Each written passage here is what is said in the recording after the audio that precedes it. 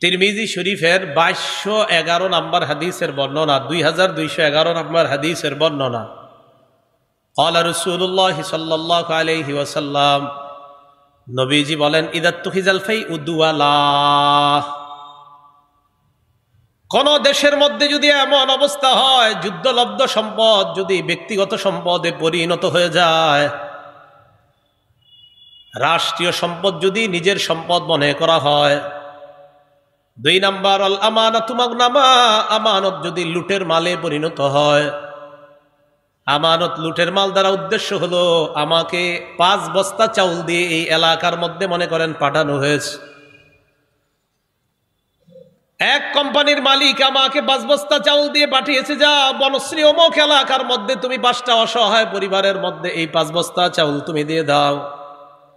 আমি এলাকায় আসলাম, আসার পর 2 বস্তা চাউল 5 ফ্যামিলির মধ্যে বন্টন করে দিলাম। মারলাম কয় বস্তা? ওয়াল আমানাতু মাগনামা, আমানত যদি লুটের মালে পরিণত হয়, কথা ছিল আমি ওই কোম্পানির 5 বস্তা চাউল 5টা অসহায় ফ্যামিলির মধ্যে দিব, 5টা পরিবারের মধ্যে দিব। আমি 2 বস্তা 5 পরিবারের মধ্যে দিয়ে দিলাম, বাকি 3 বস্তা আমি বেচে দিলাম। ওয়াল আমানাতু মাগনামা, আমানত যখন লুটের মালে পরিণত হবে, কয় বস্তা লুট হলো? 3 নাম্বার, যাকাতু মাগরামা, যাকাতকে যখন জরিমানা মনে করা হবে, মানুষ মনে করবে যাকাত কেন দিব আমি, যাকাত এরকম বলবে, জরিমানা মনে করবে। 4 নাম্বার, তুল্লিমা লিগাইরিদ্দিন, বদ্দিন শিক্ষার প্রচার প্রসার ঘটবে। দিন বহির্ভূত শিক্ষার প্রচার প্রসার ঘটবে। সঠিক শিক্ষার বিপরীতে অন্যায় শিক্ষার প্রচার প্রসার ঘটবে যখন। 5 নাম্বার, আতাআর রাজুলু ইমরাআহ, কোন পুরুষ যখন তার বিবির পূজা করবে, বিবির আনুগত্য করবে, খালি বউর কথা শুনবে। 6 নাম্বার, আক্কা উম্মা, মায়ের নাফরমানি করবে। 5 নাম্বার বউর কথা শুনবে, 6 নাম্বার যখন মায়ের নাফরমানি করবে। এগুলো মনে হয় ভবিষ্যতে হবে আমাদের দেশ। আচ্ছা। 7 নাম্বার, আদনা সদিকাহু, বন্ধুকে আপন বানাবে। 8 নাম্বার, আকসা আবা, বাবাকে দূরে ঠেলে দিবে, বাবাকে দূরে ঠেলে দিবে। তো আগের দিনের বাবা, ওনার বয়স 50-60, রাত 12টা বাজে আইসা দিয়ে ছেলেটা মোবাইল চালায়, বাবা ঘুমাস না, এত রাত হয়েছে, 1টা বাজে গেছে। ছেলে জবাব দেয়, আপনি আধুনিকতা বুঝেন না, আগের দিনের মানুষ, যান আপনি গিয়ে ঘুমান। হ্যাঁ, খুব বুঝে, সে খুব বুঝে। বন্ধুদেরকে বাসায় আনবে, আইনা রাতে 2টা 3টা 4টা পর্যন্ত আড্ডা দিবে। বুড়া বাবা এসে বলবে, বাবা ঘুমাস না, এত রাত পর্যন্ত আড্ডা দেস। আরে আপনি ঘুমান তো আব্বা, আধুনিকতা আপনি বুঝবেন কিছু, আপনি আগের যুগের মানুষ, যান আপনি ঘুমান। হে বুঝছে সব। 7 নাম্বার, বন্ধুকে আপন বানাবে, বাবাকে দূরে ঠেলে দিবে। 9 নাম্বার, ওয়াজাহারাতিল আসওয়াতু ফিল মাসাজিদ, মসজিদের মধ্যে আজাইরা পেচাল বাড়বে। হ্যাঁ, মসজিদে অনর্থক কথা বাড়বে। কোন মতে ইমাম সাহেব 1টার জায়গায় যদি 1:31 বাইজা যায় যাইতে, জামাত হইল 1টায়, 1:31 বাজতে মোটামুটি 1:32 বাজতে পুরা মসজিদ বাজার হয়ে যায়, পুরা মসজিদ। তো বলছিলাম যে মসজিদের মধ্যে আপনার আওয়াজ বেড়ে যাবে, মসজিদের মধ্যে আওয়াজ বেড়ে যাবে অনর্থক। কোন কারণে যদি 1টার জামাত একটু দেরি হয়, সবার কল্লাগুলা পিছনে ঘুরে যায়, মানে হুজুর আসে না কেন। আর হইল কি যে হুজুর আসতে একটু দেরি হইলে, হ্যাঁ এত ছুটি কাটায়, এই কাটায়, সেই কাটায়, হ্যাঁ আসতে এত দেরি করে, হ্যাঁ না থাকলে কয়ে দিব থাকবো না, এত দেরি করে কি লেগা। কিন্তু 90 ঘন্টা দাঁড়ায়া থাকতে তাদের একটু কষ্ট হয় না এই লোকগুলার। 1 মিনিট দেরি হইলে 14 গোষ্ঠী উদ্ধার করতে চাই ইমাম সাহেব। কথাগুলা কি সত্য? নবীজি বলছে 9 নাম্বার, ওয়াজাহারাতিল আসওয়াতু ফিল মাসাজিদ, মসজিদের মধ্যে অনর্থক কথাবার্তা বাড়তে থাকবে। 10 নাম্বার, ওয়াসাদাল কাবিলাতা ফাসিকুহুম, সমাজের দায়িত্বশীল হবে সবচাইতে পাপাচার ব্যক্তি। 11 নাম্বার কানা জাইমুল কওমি আরজালাহুম, সবচাইতে নিকৃষ্ট মানুষগুলা হবে গোত্রের অধিপতি। 12 নাম্বার উকরিমার রাজুলু মাখাফাতা শাররিহি, মানুষ মানুষকে সম্মান করবে, তার ভয়ে সম্মান করবে, অস্ত্রের ভয়ে সম্মান করবে, শ্রদ্ধায় সম্মান করবে না। এক মানুষ আরেকজনের সম্মান করবে কেন? আমার মেয়েটা স্কুলে যায় ডেলি, আমার মেয়েটা যেন ইফটিজিং এর শিকার না হয়, এই জন্য এলাকার নেতা, এলাকার মাস্তান কিছু পোলাপান মোটর সাইকেল নিয়ে বসে থাকে স্কুলের সামনে, আর ওই বেটা চিন্তা করে আরে আমার মেয়ে তো স্কুলে যায়, এদের সামনে দিয়াই। তখন ওই যারা মোটর সাইকেল নিয়ে বয়ে থাকে 2-3টা এগারে খালি বাপে 100 বার সালাম দেয়। কেন? এই সালামের উদ্দেশ্য হলো আমার মেয়েটা যেন নিরাপদ থাকে। কিন্তু এরা তো বুঝে না, মনে করে আম করে শ্রদ্ধা করে, আসলে শ্রদ্ধা করে না, বরং তোমার ভয়ে তোমারে সালাম দেয়, এ মোটেও তোমাকে শ্রদ্ধায় সালাম দেয় না। স্কুল কলেজে বসে থাকুন না, এটা কি ভবিষ্যতে হবে আমাদের দেশে? 13 নাম্বার ওয়াজহারাতিল কাইনাতু ওয়াল মাআজিফ, গায়িকা নায়িকা আর বাদ্যযন্ত্রের সংখ্যা বাড়বে। গায়িকা নায়িকা বাদ্যযন্ত্র এগুলা বাড়বে। 14 নাম্বার শুরিবাতিল খুমুর, মদ পান বেড়ে যাবে, মাদকের জয় জয়কার অবস্থা হবে। 15 নাম্বার লানা আখিরু হাযিহিল উম্মাহ আউওয়ালাহা, শের জামানার মানুষগুলা আগের জামানার মানুষদেরকে গালি দিবে, অভিশাপ দিবে।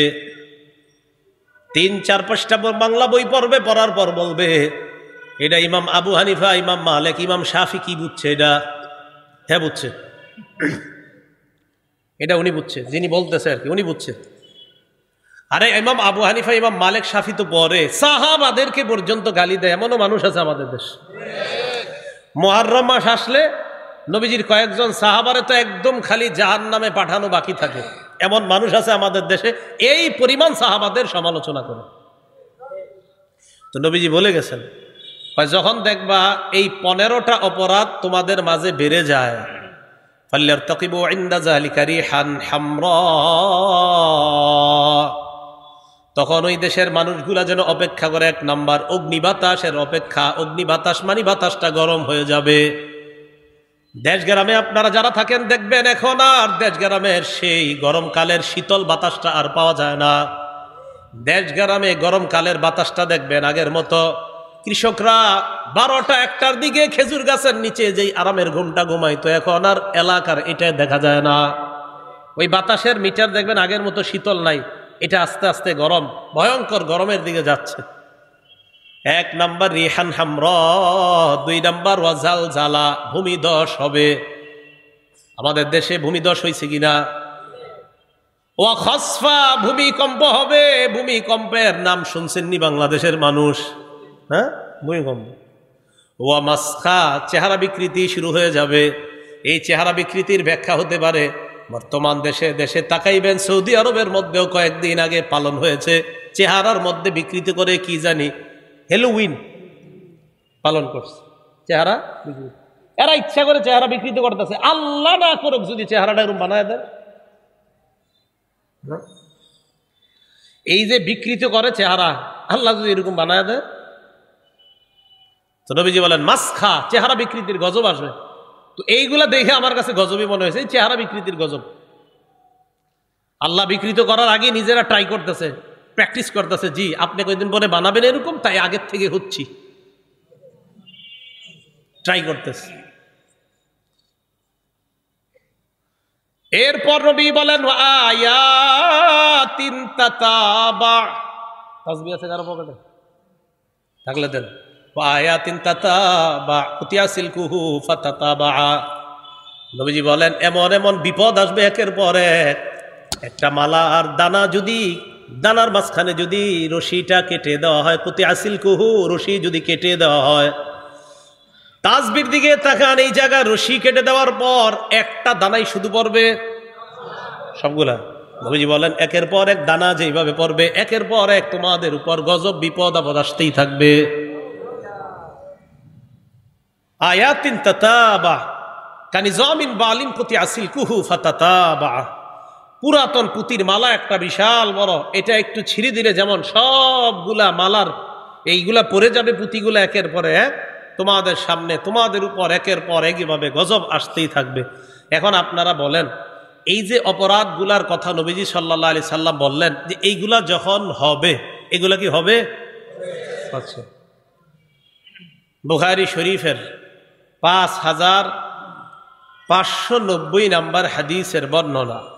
ক্বালা রাসূলুল্লাহ সাল্লাল্লাহু আলাইহি ওয়াসাল্লাম, নবীজি বলেন, লা ইয়াকুনান্না মিন উম্মতি আকওয়াম, আমার উম্মতের মধ্যে এমন মানুষের আবির্ভাব ঘটবে, ইয়াস্তাহিল্লুনাল হিররা ওয়াল হারিরা, যারা ব্যভিচারকে হালাল মনে করবে, রেশমের পোশাককে হালাল মনে করবে। আরে হালাল মনে করবে, আগেরটা কোন? ব্যভিচারকে হালাল মনে করবে, রেশমের পোশাককে হালাল মনে করবে। ওয়াল খামরা, মদকে হালাল মনে করবে। ওয়াল মাআজিফা, বাদ্যযন্ত্রকে হালাল মনে করবে। এক পাশে একদল বসবে, আরেক পাশে আরেক দল বসবে। বসার পর বুখারী শরীফের দলিল দিয়ে একদল বলবে গান এটা জায়েজ, আরেক দল মুসলিম শরীফের দলিল দিয়ে বলবে জায়েজ, আর বলবে হুজুররা এগুলা পাইছে কই। মানে এরা গান জায়েজ করবে। এটার নাম আর আমি বললাম না। স্টেজে দুই পাশে দুই দল বসবে, এটার একটা নাম আছে, এই গানের একটা নাম আছে, যেটাই হোক। তো এরা দলিল দেয়, এই বুখারী দিয়ে দলিল দেয়, এই মুসলিম দিয়ে দলিল দেয়। তো আমি কোন কিতাবের হাদিসটা বলছি এখন? 5590 বুখারীর কোন কিতাবের? নবীজি বলছেন এমন একদল মানুষ আসবে যারা জিনাকে হালাল মনে করবে, রেশমের পোশাক হালাল মনে করবে, মদকে হালাল মনে করবে, বাদ্যযন্ত্রকে হালাল মনে করবে। এটা কোন কিতাবের? এই বুখারী শরীফ দিয়ে আবার দলিল দিবে, বলবে গান জায়েজ। অথচ নবী সাল্লাল্লাহু আলাইহি সাল্লাম বলছেন একদল মানুষ বলবে গান হালাল, একদল কে বলবে? মানুষ বলবে গান হালাল, এটা বলবে। নবীজি বলেন এগুলা যখন হবে তোমরা টেনশন করো না, বুঝবা কিয়ামতের আর বেশি দিন বাকি নাই, এসে পড়ছে। এখন বলেন, আমাদের দেশেও আছে একটা শব্দ, বহির্বিশ্বে এটা তো খুব প্রসিদ্ধ, লিভ টুগেদার। লিভ টুগেদার মানে ছেলে আর মেয়ে, প্রাপ্তবয়স্ক ছেলে প্রাপ্তবয়স্কা মেয়ে একই সাথে একই ছাদের নিচে স্বামী স্ত্রীর মতো থাকবে, তবে স্বামী স্ত্রী না, স্বামী স্ত্রীর মতো থাকবে তবে, এবং তারা বলবে এটা আমাদের স্বাধীনতা, এটা আমাদের ব্যক্তিগত ব্যাপার, আমরা দুইজনের সম্মতিতে এখানে থাকি, এটাকে তারা অন্যায় বলবে না। নবীজি বলেন আমার উম্মতের একদল জিনাকে হালাল মনে করবে। বলেন বিবাহ বহির্ভূত সম্পর্কে একই ছাদের নিচে কোনো ছেলে আর মেয়ে একসাথে থাকা, বিয়ে ছাড়া, এটার নাম কি? জিনা। বলে এটার নাম কি? কিন্তু তারা তো এটাকে অপরাধ মনে করছে না। তো নবীও বলছেন যে জিনাকে অপরাধ মনে করবে না, আমার উম্মতের একদল এমন মানুষ আসবে। আবু দাউদ শরীফ 3688 নম্বর হাদিস।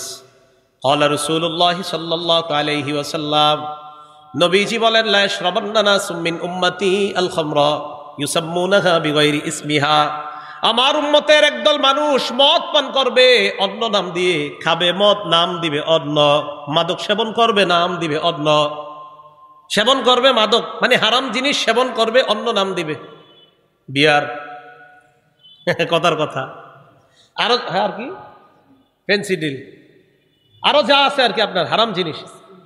আমি জানি না হারাম কি কি নেশাজাত দ্রব্যগুলো আছে, এই নেশা জাতীয় দ্রব্যগুলার নাম দিবে ভিন্ন। নবীজি কয় সব মাদকের অন্তর্ভুক্ত, সব নেশা সৃষ্টিকারী, এরা বিভিন্ন নাম দিয়ে এইগুলা পান করবে। আর কি করবে? নবীজি যেই কথাটা বলছে হাদিস আর বাস্তবতা আপনারা বলবেন মিলছে কিনা। নবীজি বলেন ইউজাফু আলা রুউসিহিম বিল কাইনাতি ওয়াল মুগান্নিয়াত, একদিক দিয়ে মদের টালে টালে মানুষ মদ টানতে থাকবে, অন্য দিক দিয়ে গায়িকা আর নায়িকারা নাচানাচি করবে আর গান বাদ্য বাজতে থাকবে। নবী বলছে এটা হবে। তাহলে গানও চলে, নাচানাচিও চলে, মদের পানও চলছে।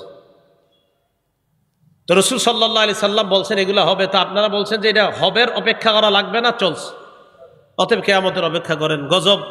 তো এই জন্য আমার আপনার কর্তব্য হলো ওই যে আগের কথা, নাসাইর 4191 নম্বর হাদিস, যে উম্মত এই বিপদগুলার মাঝেই তুমি তোমার ইমানের উপরে অটল থাকতে হবে।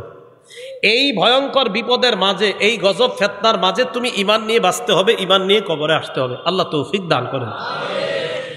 বুখারী শরীফের 80 নম্বর হাদিস। ক্বালা রাসূলুল্লাহ সাল্লাল্লাহু আলাইহি ওয়াসাল্লাম, নবীজি বলেন ইন্না মিন আশরাতিস সাআ আইয়ুরফাআল ইলম, নবীজি বলেন কিয়ামতের একটা উল্লেখযোগ্য আলামত হলো এলেম উঠিয়ে নেওয়া হবে।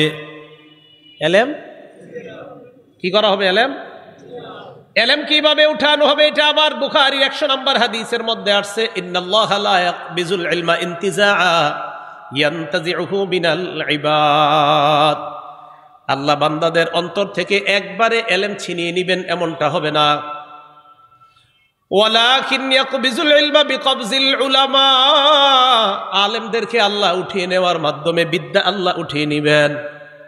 হাফিজ জি হুজুর, শেখুল হাদিস, মুফতি আমিনী, কাজী মুতাসিম বিল্লাহ রহিমাহুমুল্লাহ, আহমদ শফি রহমতুল্লাহ, জুনায়েদ বাবু নগরী রহমতুল্লাহ, ওনারা চলে যাওয়া মানে এলেমের এক একটা সাগর বিদায় নেওয়া।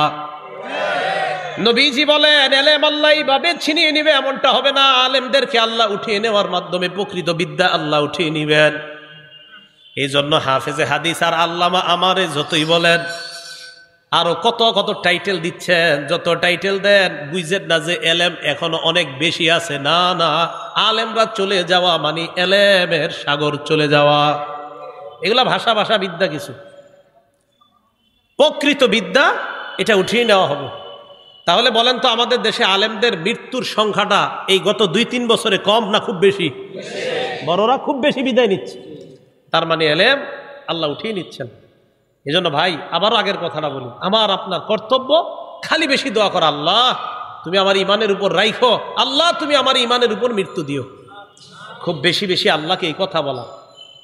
তো নবীজি সাল্লাল্লাহু আলাইহি সাল্লাম বলেন এমন একটা অবস্থা হবে, হাত্তা ইযা লাম ইউবকি আলিমা, এমন হবে মানুষ যখন আলেম তালাশ করে পাবে না, ইত্তাখাযান নাসু রুউসান জুহালা, জাহেলদেরকে মানুষ ধর্মীয় নেতা বানাবে। ধর্মীয় নেতা কারে বানাবে? ফাস্তাফতাও, তাকেই ফতোয়া জিজ্ঞাসা করবে। ফাফতাও বিগাইরি ইলমিন, তিনি এলেম ছাড়া ফতোয়া দিয়ে দিবে। ফাদল্লু আদল্লু, নিজেরাও পথভ্রষ্ট হবে, যারা ফতোয়া জিজ্ঞাসা করে তাদেরকেও পথভ্রষ্ট বানাবে। এটা নবীজি সাল্লাল্লাহু আলাইহি সাল্লাম বললেন।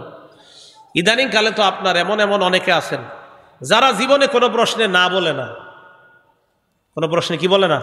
মানে সব পারে। এমনও পাবেন যে অনেক প্রশ্নে এমন মানুষ আছে যারা জীবনেও কোনো প্রশ্নে না বলে না। এতে কি বোঝা যায়? সব পারে। নবীজিও প্রশ্নে অপেক্ষা করছে, সুযোগ নিছে যে জিবরিল আসবে জানাবে। তারপর আব্দুল্লাহ ইবনে সালাম গেলেন, যাওয়ার পর কয় আপনারে কয়েকটা প্রশ্ন করবো, জবাব দিতে পারবেন এই মুহূর্তে ঈমান আনবো। কি প্রশ্ন? কয় জান্নাতীদের প্রথম খাদ্য কি? ছেলে আর মেয়ে দুনিয়াতে আসার পর বাবার রং কেন পায়, মায়ের রং কেন পায়? এই প্রশ্নগুলোর জবাব আপনি যদি দিতে, বা জান্নাতীদের প্রথম খাবার কি, ছেলে মেয়ে আসার পর দুনিয়াতে তারা রং কেন বাবার পায়, কেন মায়ের পায়, আরো একটা প্রশ্ন করছেন। এগুলো করার পর আব্দুল্লাহ ইবনে সালাম কয় আপনি যদি জবাব দিতে পারেন ঈমান আনবো, কারণ এই জবাব নবীরা ছাড়া কেউ দিতে পারে না। নবীজি একটু থাইমা কয় খব্বরনি জিবরিলু আনিফা, মাত্র জিবরিল আমিন আয়েশা তোমার এই প্রশ্নের জবাব আমাকে জানায়া দিস। আল্লাহ জানে এখনো জিবরিল আসে কিনা, কারণ অনেকে তো প্রশ্নের কোনো না বলে না। আয়েশা বইলা দেয় কিনা কে জানে। তো প্রশ্নে না আল্লাহ, আমি চিন্তা করি মাঝে মাঝে, আমি তো জানেন না ভয়ে জীবনে মাহফিলে প্রশ্নই নিতে চাই না। তো মাশাআল্লাহ দেখি অনেকে প্রশ্নের পর প্রশ্নে না নাই কোনো উত্তর, তো চলছে তো চলছে, চলতে তো চলছে। রাসূল সাল্লাল্লাহু আলাইহি সাল্লাম বললেন আলেমরা বিদায় নিবে, জাহেলদেরকে মানুষ নেতা বানাবে, যত প্রশ্ন করবে সব উত্তর দিবে, নিজেও পথভ্রষ্ট হবে, জাতিকেও পথভ্রষ্ট বানাবে। নবী বলছে এটা হবে।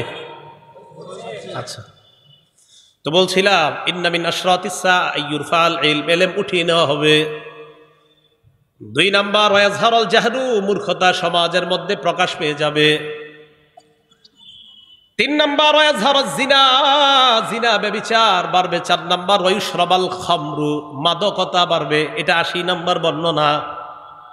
বুখারীর 81 নাম্বার হাদিসে এই কথাগুলো বলার পর নবী বলেন ওয়াতাকসুরান নিসা, নারীদের সংখ্যা বাড়তে থাকবে। ওয়ায়াকিল্লার রিজাল, পুরুষের সংখ্যা কমতে থাকবে। নারীর সংখ্যা বাড়বে, পুরুষের সংখ্যা কমবে, এটাও কিয়ামতের আলামত। নারীর সংখ্যা বাড়বে, পুরুষের সংখ্যা কমবে, এটাও কিয়ামতের আলামত। বুখারীর 85 নাম্বার হাদিসে নবী এই কথাগুলো বলে আরেকটু বাড়িয়ে বলছেন ওয়াজহারাজ জাহলু ওয়াল ফিতান, মূর্খতা বাড়বে আর ফিতান বলছে। ফিতান মানে ফেতনার বহু বচন ফিতান, মানে অনেক ফেতনা আসতেই থাকবে, একের পর এক ফেতনা আসতে থাকবে। তো আবার আগের কথা আপনাদেরকে বলি, আমাদের কাজ ঈমান নিয়ে বেঁচে থাকা, ঈমান নিয়ে যেন বিদায় নিতে পারি, এটা হলো আমাদের কাজ। রাসূল সাল্লাল্লাহু আলাইহি ওয়াসাল্লাম বলেছেন, ফালতাতি মানিয়াতুহু ওয়া হুয়া ইউমিনু বিল্লাহি ওয়াল ইয়াউমিল আখির।